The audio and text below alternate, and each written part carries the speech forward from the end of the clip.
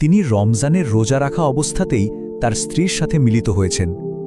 রাসূল সাল্লাল্লাহু আলাইহি ওয়াসাল্লাম তার সাহাবীদের সাথে বসে আছেন। চারপাশে একটা শান্ত স্নিগ্ধ পরিবেশ, যেখানে জ্ঞান আর প্রজ্ঞা নিয়ে আলোচনা চলছে। ঠিক এমন সময় একজন লোক মসজিদে ঢুকলেন।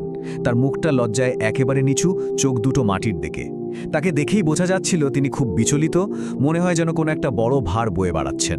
তিনি আর দেরি না করে সোজা রাসূল সাল্লাল্লাহু আলাইহি ওয়াসাল্লামের কাছে চলে গেলেন আর এমন একটা কথা বললেন যা শুনে পুরো মজলিসটাই একদম চুপ হয়ে গেল। তিনি বললেন, হে আল্লাহর রাসূল, আমি একটা অনেক বড় পাপ করে ফেলেছি। রাসূল সাল্লাল্লাহু আলাইহি ওয়াসাল্লাম কিন্তু একটু বিরক্ত হলেন না, বরং খুব দয়ার সাথে তার দিকে তাকিয়ে শান্তভাবে তার সমস্যাটা শুনতে চাইলেন। লোকটা তখন কাঁপা কাঁপা গলায় যা স্বীকার করলেন তা হল তিনি রমজানের রোজা রাখা অবস্থাতেই তার স্ত্রীর সাথে মিলিত হয়েছেন। শরীয়তের দৃষ্টিতে এটা একটা গুরুতর ভুল, যার জন্য প্রায়শ্চিত্ত বা কাফফারা দিতে হয়। এখন প্রশ্ন হল, এই ভুলের পর ক্ষমার উপায়টা কি? লোকটা কিন্তু শুধু শাস্তি এড়াতে আসেনি, তার চোখে মুখে ছিল সত্যিকারের অনুশোচনা। তিনি আল্লাহর কাছে ক্ষমা চাইছিলেন।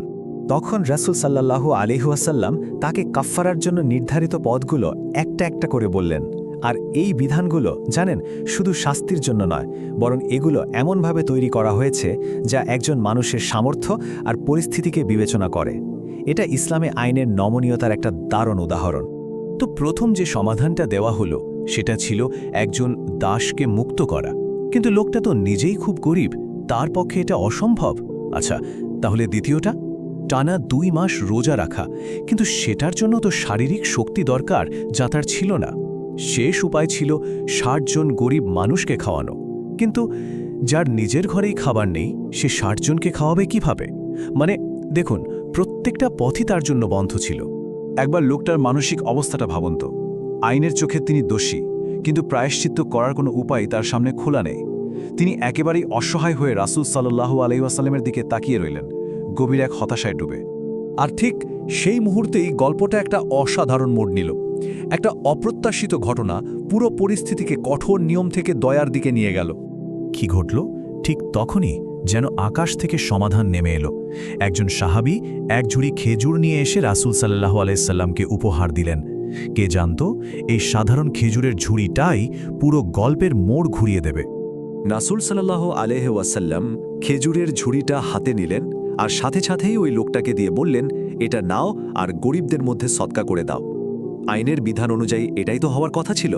কিন্তু লোকটা তখন যা বললেন তাতে তার সততা আর চরম দারিদ্র্যের ছবিটা একেবারে স্পষ্ট হয়ে উঠল। তিনি বললেন, হে আল্লাহর রাসূল, এই মদিনায় আমার পরিবারের চেয়ে গরিব তো আর কেউ নেই। দেখুন, তিনি কিন্তু কিছুই লুকানোর চেষ্টা করলেন না। এই কথাটা শোনার পর রাসূল সাল্লাল্লাহু আলাইহি ওয়াসাল্লাম রাগ তো করলেনই না, বরং এমনভাবে হেসে উঠলেন যে তার দাঁত দেখা যাচ্ছিল। এই হাসিটা ছিল আইনের চেয়েও বড় এক গভীর দয়ার বহিঃপ্রকাশ। এই হাসিটাই বুঝিয়ে দিচ্ছিল যে আইনের আক্ষরিক প্রয়োগের চেয়ে মানুষের পরিস্থিতি বোঝাটা অনেক বেশি গুরুত্বপূর্ণ। এরপর তিনি যে সমাধানটা দিলেন সেটাই আসলে এই ঘটনার সবচেয়ে সুন্দর অংশ। তিনি বললেন, তাহলে যাও, এই খেজুরগুলো নিয়ে তোমার পরিবারকেই খাওয়াও। একবার ভাবুন তো, যে ঘটনাটা শুরু হয়েছিল একটা ভুলের প্রায়শ্চিত্ত দিয়ে, সেটাই শেষ হলো একটা অভাবী পরিবারের জন্য আল্লাহর রহমত হিসেবে। এই ঘটনাটা কিন্তু শুধু একটা গল্প নয়, এর ভেতরে লুকিয়ে আছে ইসলামী আইনের মূল দর্শনটা। এটা আমাদের শেখায় যে আইনের আসল উদ্দেশ্যটা আসলে কি। এই গল্পের সবচেয়ে বড় শিক্ষা হল, ইসলাম মানুষের জীবনকে কঠিন করতে আসেনি, বরং এর ভিত্তি হল দয়া, সহানুভূতি আর বাস্তবসম্মত সমাধান। রাসূল সাল্লাল্লাহু আলাইহি ওয়াসাল্লাম এখানে এটাই দেখালেন যে আইনের উদ্দেশ্য শাস্তি দেওয়া নয়, বরং মানুষের জন্য সহজ পথ তৈরি করা। একেই রুকসা বা বিশেষ পরিস্থিতিতে দেওয়া ছাড় বলা হয়। এখানে আমরা আসলে দুটো দৃষ্টিভঙ্গির পার্থক্য দেখতে পাই। একদিকে আছে আইনের কঠোর প্রয়োগ, যা পরিস্থিতি বিবেচনা করে না, আর অন্যদিকে আছে নবীর দেখানো পথ, যেখানে সহানুভূতি, বোঝাপড়া আর বাস্তবসম্মত সমাধানই মূল। এটাকেই আমরা বলি লেটার অফ দ্য ল আর স্পিরিট অফ দ্য ল এর পার্থক্য।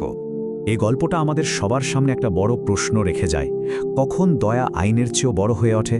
আর আমাদের নিজেদের জীবনে আমরা কি শুধু নিয়মকেই আঁকড়ে ধরে থাকব, নাকি সেই নিয়মগুলোর পেছনের আসল উদ্দেশ্য মানে দয়া আর সহানুভূতিকে বোঝার চেষ্টা করব? উত্তরটা হয়তো আমাদের সবারই ভাবা উচিত।